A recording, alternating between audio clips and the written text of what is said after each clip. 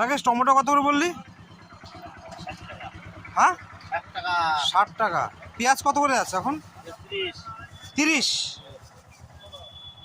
গাজর গাজর কত?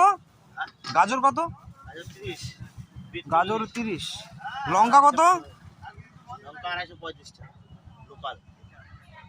লোকাল 235। বেগুন আর কলি বাঁধা 15 টাকা কেজি। আর শিম 20 টাকা। শিম 20 টাকা।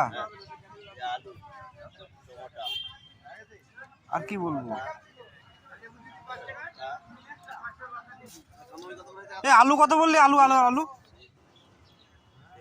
রাকেশ আলু কত? আলু কত? আলু আলু কত?